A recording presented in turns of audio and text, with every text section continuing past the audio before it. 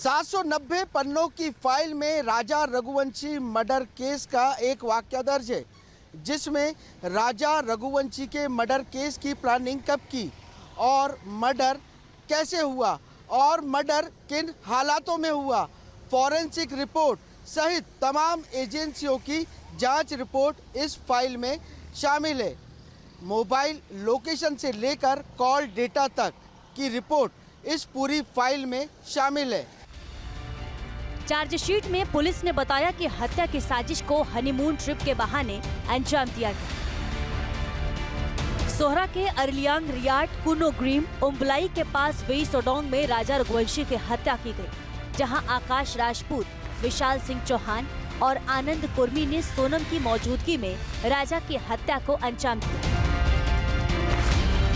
Police की chargesheet में कुछ और खुलासे किए गए हैं। पुलिस ने बताया है कि राजा रघुवंशी की हत्या के दौरान सबसे पहला हमला किसने किया था।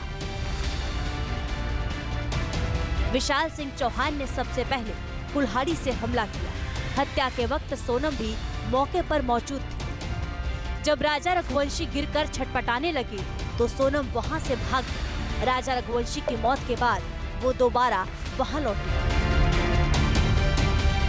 हत्याकांड को अंजाम देने के बाद सोनम और तीनों आरोपी वहां से लापता हो गए। राजा रघुवंशी की कोई खोज खबर नहीं मिलने पर परिजनों ने शिकायत दर्ज कराई, जिसके बाद शिलोंग पुलिस ट्रैकिंग ग्रुप ने एक बड़ा अभियान चलाया। 2 जून को सोहरा के पास वेई सोडोंग झरने के करीब एक गहरी खाई में राजा का शव मिला, लेकिन सोनम का कोई सुराग नहीं था।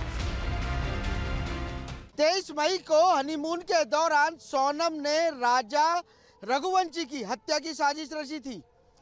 राज कुशवाहा और सोनम का पहले से ही अफेयर चलता था।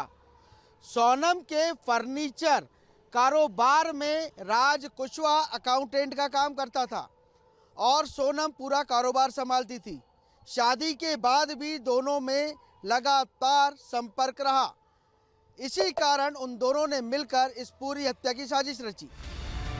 11 मई को राजा रघुवंशी और सोनम की शादी हुई थी। इसके बाद से ही सोनम ने अपने पति राजा रघुवंशी को अपने रास्ते से हटाने का प्लान बना रही थी। उसे मौका तब मिला जब राजा रघुवंशी के साथ वो हनीमून के लिए मेघालय पहुंची।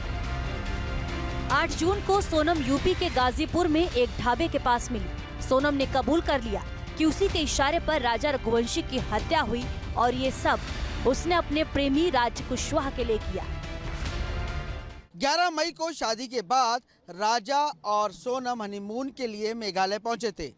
23 मई को नोंगन रियाट गांव के होम स्टे से निकलने के बाद दोनों लापता हो गए। 2 जून को राजा का शव मिला, जबकि सोनम 8 जून को उत्तर प्रदेश से सामने आई, जिसे पुलिस ने हिरासत में लिया। पूछताछ के दौरान सोनम ने अपने पति राजा रघुवंशी की हत्या की बात कबूली।